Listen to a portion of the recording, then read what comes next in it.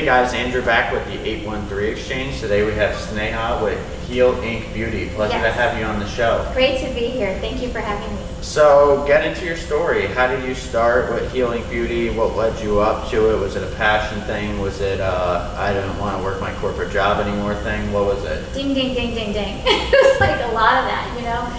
Well, I don't know. I think to begin with, my story started when I was really little. And I think I realized I love art and the healing art. So I used to be able to do art till my shoulders hurt, all types of art. And my mom brought me up with Ayurvedic medicine. So everything was like natural beauty. Like she would shred cucumbers and do like a mask for us on the face with cucumbers. And it was like turmeric and honey if we got sick, you know. And so I always wanted to be a doctor too, because my sister had cancer when she was 4. And I think I was kind of thrust into like being around doctors in the hospital, and I realized how that can heal someone. And my family's doctors too, and business owners. So that was it was my dream. Fast forward, I had my degree in biology and chemistry, minored a little bit on psych, and I was pre-med. And I had my own company when I started when I was 19 years old, because I still wanted to fulfill my passion in the spa world and the healing world. So you kind of knew then that this idea of being an entrepreneur might be right for you from an early age, but maybe you went through like, I don't know like how for you, but when I was younger I was like, oh yeah, I would always do like these side hustle things, and I just like that more than the idea of like going to a job, but I didn't know it was right for me, so it's like I still continued with the job route. Yeah. Well, for me, back when I was 19, I sold that. It was called Figure Sculpting Spa. And when I graduated, I didn't end up going to med school. I was married very young, and my husband at the time was like, maybe you don't need to go to med school and spend $100,000. So I kind of didn't, and I got my aesthetic license. Sorry, my voice. And the world just kind of took me where it needed to be, I felt. I had so much regret not being a doctor for the longest time. I think that just healed recently, probably a few years ago. But the world took me where I needed to be. Like I worked behind the chair as an esthetician. I worked the businesses for different spas. I became a med spa consultant and an educator. So it just kind of kept moving me. Yeah, it kind of shifted you in a direction. And then what year was that Healing Beauty started, and you started it back home, and then you kind of made that transfer here? Well, so if we're going to fast forward, I moved here in 2023 from Chicago. I'm a Chicago-born native. But the reason why was I was stuck. I was in a corporate job, which was great. I started the integrative medicine program at Edward Elmhurst Health. And this was because of the physician guidelines changed, and they wanted somebody to have healing energy back into the hospital system, whereas it wasn't just all medication. And so I was so grateful. It'd be nice if they do that more often. Yeah, like acupuncture, Reiki, guided energy. It's just like, not to cut you off on that, but I just feel like, our society's like, okay, you have this problem, and then all of a sudden you're taking 7 different pills a day, and you got to track them all, and it's like, okay, maybe 1 pill a day, but like I feel like we over medicate because it's more financially beneficial for people to get sick and be producing medicine than it is for them to find like a natural sort of thing that can get them out of being sick and on the right track. So I just want to add that because I feel like that's it's a problem I have with a lot of like medical doctors. You go to them and they don't give you they give you an idea of what you might have. Like you might have like anxiety, you might have like inflammation, but they only tell you oh, by the way, here's the meds. I think that's the biggest problem we have. You don't let your own body heal. Yes, you've had the trauma, and you may need the medication for that time being. But the issue becomes is then your body stops creating what you need to heal itself and be one, right? And this is similar trauma to what happens when somebody goes through sadness, a breakup, losing someone, and we get stuck in that sadness. And then we medicate for that too. Instead of reframing our mind to heal ourselves so that you can get back to center. So So did you have more of a passion for the like medical stuff and going into that, and is that why you started Healing Beauty, or are you more like the aesthetic stuff is just so much more enjoyable than like the whole medical doctor route of things? And Yeah, I'm so glad you asked me that, because it was interesting when I was working at the hospital. I sat with the CMO, and we sat in the room that I had created for our patients. It was very different than a regular hospital. We had a salt lamp, we had energy music going on. And I said to him, I said, I really regretted not becoming a doctor, because the doctor's voice is what everybody listens to. And here I am, like, marching around integrative medicine, acupuncture, Reiki, blah, blah, blah. And he goes, you know what? You're meant to do what you're meant to do. We wouldn't even hire a physician, which is why we hired you. Yeah. And it made sense. So to answer your question, I felt like I needed to be more on the business side rather than just on the treatment side. And it was more of understanding what patients need and building that sort of business. But I missed the fact that I like touching the patient myself, which is why I created Healing Beauty. So that I could actually be behind the chair and do some of my services in Reiki and like heal skin, for example. Yeah, so to go into the services Healing Beauty has to offer, what do you see like, it's like a number one customer thing for you? Like if there's like one that's like, the people want you for this. That's a tough one. Yeah, a lot. It's a multitude of things. Yeah, it is. Like I get a lot of people who come to me for Reiki, which is energy healing, and it's magical. Yeah. And people they're just in tears, and I'm in tears, and it's just so healing. But also for my scar and stretch mark work, and students come to me to learn that too. Yeah. So scar, what do you do different, like to help people with scars? That is different from going to a dermatologist and having like the laser scar kind of treatment. Yeah. So we actually heal scars and stretch marks with a tattoo needle. So it's so amazing because you're not burning the skin at all, and you're just healing right where the wound is with the tattoo needle. Do you feel like, okay, so a question I have about that is how many, like, if somebody has like bad, let's just say like whether it's a pregnancy scar, acne scar, whatever it is, do you feel like it takes a couple times going over it to really get it to be effective? Because I know someone who's a dermatologist and they would explain like this is not like a one-off thing. This is like you have to do it multiple times. It is, because it depends on how deep the wound is. We also heal like acne scars. So it depends on the depth of the scar or the thickness of the scar. You got to rework away at reforming that collagen. So essentially what happens when you have a wound, the collagen quickly forms, and it forms in such a bad way, right? So it's really hard on someone, or it's thicker on someone, or your stretch mark is super thin. It's basically a tear in the skin. So we have to reformulate that collagen, and it takes several sessions. It does. But whatever we do, you're healed for the rest of your life. Yeah, do you feel like, okay, so not like, not to go down this rabbit hole on scars, but it's a good, interesting conversation is, like, what do you think about people that just are like, oh, it'll heal in time? Because, like, I've seen that, I've heard that, but then you see people that, like, oh, it's a guy who had the scar as a kid, and then it's still there. It's still there.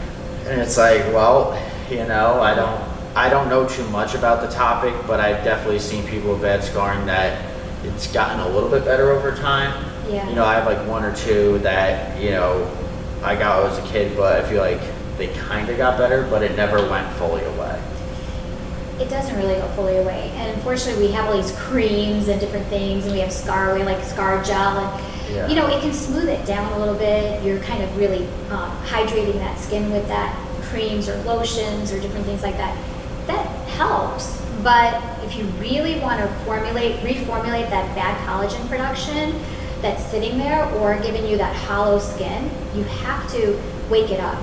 So the needle, what it does is it's right on the scar, and you are causing micro injuries to that direct area to create collagen elastin to come back up and reformulate that area. So you're microneedling the skin. So it's better than microneedling, because microneedling is the needles are like this, and imagine this is your scar.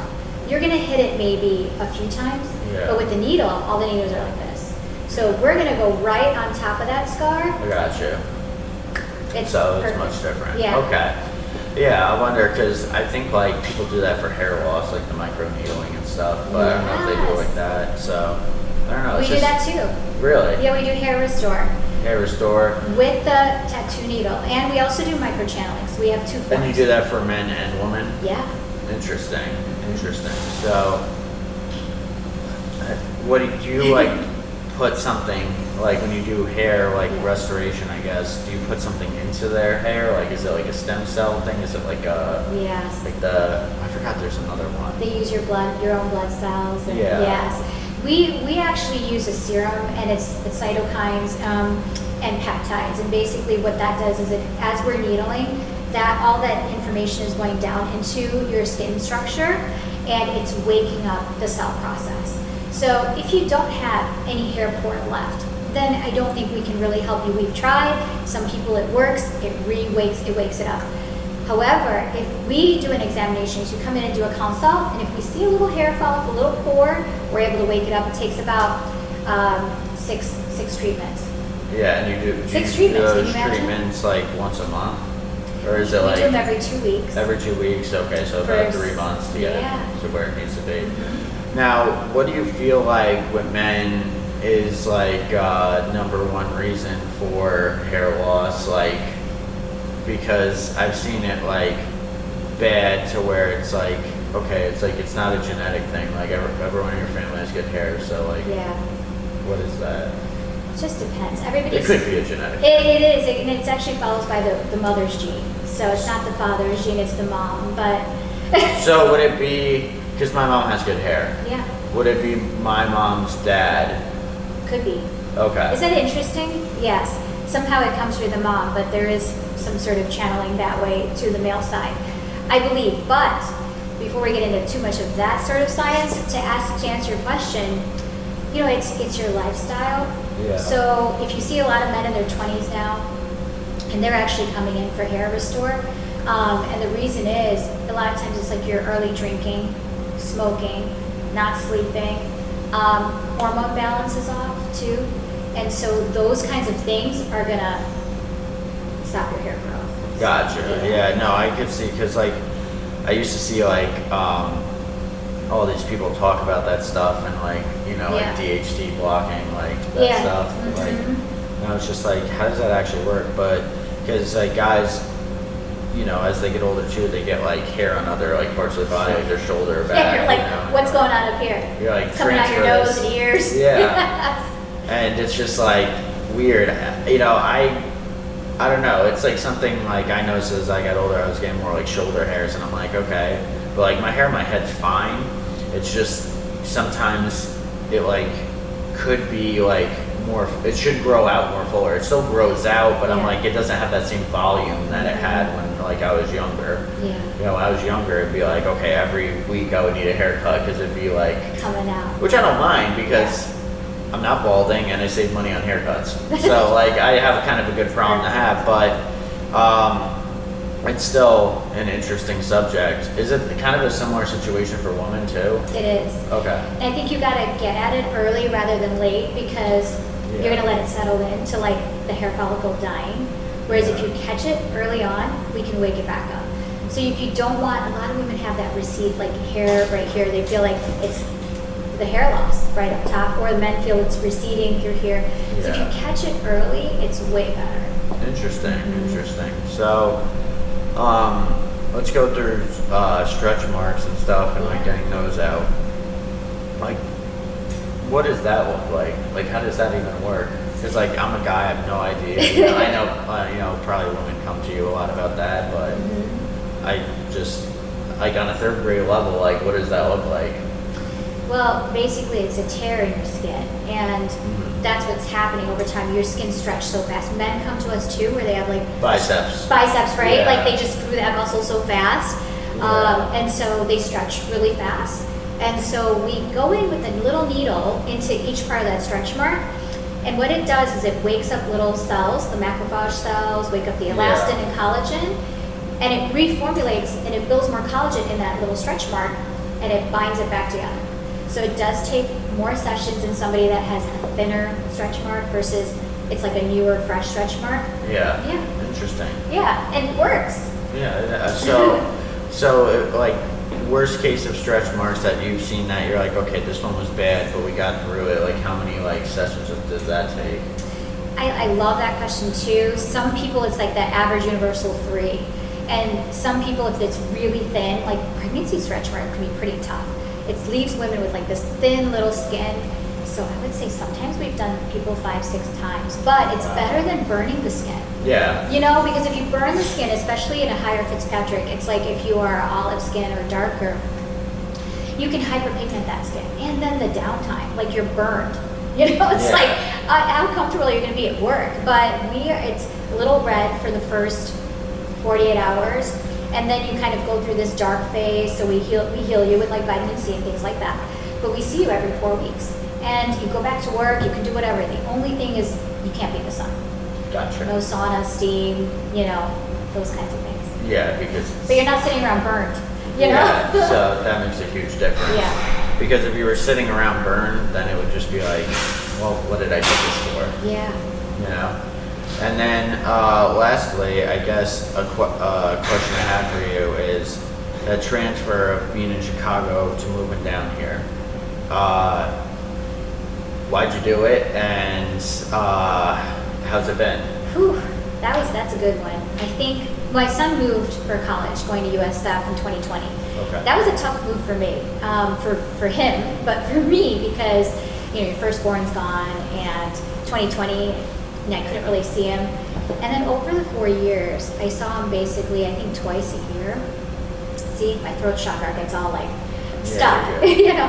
But I think that's not life. I lost my dad, I lost my sister, and me and my daughter were just like, we should just move. And even at work, it became very comfortable, and I think I did my due diligence and purpose in creating the integrated medicine program. We helped a lot of patients, cancer patients. The program was created, and we created jobs for people that didn't even have jobs, such as acupuncturists and stuff. So that's it. Left my job, sold my house, took that money from selling my house to moving to Florida. Yeah. Just gave it to God, you know? Oh, yeah. That was it. And it took me a while. It took me a year to settle in, establish everything, make my connections, and then we opened up Healing Beauty. Yeah, no, it does take a while because it's like you're trying to relationship build, and that takes time, and it's like, you know, you have to reach out to X amount of people a day, or else you're not going to really build your network. But you also know if you reach out to them today, it might not be until 6 months where that person reaches back out and says, we have this opportunity for you. Like, that's business. A lot of it too is like not getting encouraged when in the beginning. Like, I always tell people this is probably why most people stop, right? If I were to like take a guess, it's like they go, let's say like they're like, I'm gonna build my network, I'm gonna reach out to 10 people a day for 30 days, and then after 30 days they feel like it's not working, but they didn't push it for 90 days. And if they pushed it for 90 days, then somebody they reached out to on day 1 and day 89 would reach back out to them. And it's like, you know, you gotta be like persistent, and you just gotta think that eventually, you know, if I'm like an unstoppable force, you know, and I'm going to be able to break that immovable object. And that's what business is really like, is you get over a hump. And it's the important part too is if you're one of the 10%ers that gets over that hump, that goes from, you know, I have an idea to real business. The other, you know, 90% on the second half of that is not getting complacent and putting your feet up on the desk like, oh, I built a clientele list, so I don't have to hustle hard anymore. Like, you got to work so much harder because now you have a reputation, and now, you know, you took on more risk because, you know, it's like once you make stuff in your business, you might want to invest in your stuff, and it's like, okay, like I'm investing because I'm making this cash flow, so it's like, okay, now we got to work even harder. So I think that's, you know, a good lesson for anybody to take away is like, get yourself to the point where the business is on autopilot, but when the business is not, when it is on autopilot, don't think that you don't have to put your hands back on the steering wheel. Like you always do. You always got to be on top of your business, you know, in any industry. Oh yeah, 100%. And because the environment changes, people move, competition is always there, which is good. And you should always strive to be your best. I mean, I tell my students too, mean, there's been times where even creating this, I was like, Lord, tell me what I'm doing right now. You know, do I need to go get another job, or do I just put all my efforts into this one path of healing beauty and like teaching what I do, the art of what I do? We heal stretch mark scars, wrinkles, acne scars, all that. Or do I start getting another job to support this? What do I do? And one day I was literally, I didn't know. And so I said, okay, by tomorrow I need to see a peacock. I don't know why I said peacock, but and I even told my friend who came to visit me from Chicago, and I said, by tomorrow I need to see a peacock. And if I don't, then I'm going to go get a job. Yeah. You know, and it's okay, we'll figure it out, but that's what I have to do. One part of my heart was like, darn it, I was like, you know, I'm like getting a job again. Well, I know, so here's what happened. It's just, it's wild. The next morning, 7 a.m. I get up, I'm like, didn't see anything, you know, I'm looking at my calendar, what I'm going to do today. And I like to color code. Now, I like to color code, and I chose the color blue. Yeah. And guess the name it said next to it. Peacock. It said peacock. Yeah. In my Google Calendar. Now, some part of me goes, maybe your subconscious mind knew that it would be there, and that was like your support system. And I did not know that it was called peacock. But then I said, that doesn't count. Maybe I already knew. Blah blah blah. And I had to go to Miami for a training to teach what I do. And when I drove down there to Miami, I was there with another trainer, and we were driving to pick up the groceries for the training and whatever, and we come around a curve. I have a video of it, and 12, 13 peacocks stopping in our path. That's crazy. All everywhere. And I had to stop. I got out of the car, I started videoing. She was like, no way, and because she knew the story. I said, guess what? I said, this is it. I'm gonna start looking for a job, and we'll do this on the side. Can't put 100% of my attention. She's like, well, you know your answer. Yeah. Yeah. Can you believe that though? No, it's like one of those like defined stories. Not just like, one peacock. Yeah. I'll have to show you the video when this is over, but it was like 12, 13. Wow. Yeah. Interesting. So, for those in the Tampa Bay area, how can they find you? Yes. So we're on Instagram at Heal Ink Beauty, so HEALINK Beauty. We also have our new website. It is being developed and refreshed, but it's www.healinkbeauty.com. And we are at 4545 West Kennedy Boulevard, Suite 28 in Tampa, right next to David's Bridal. So it's a beautiful loft. You can come see us, and we're happy to help you. Awesome. Well, thank you for coming on the show today. today. Thank you so much. I appreciate you so much. Thank you. Thank you.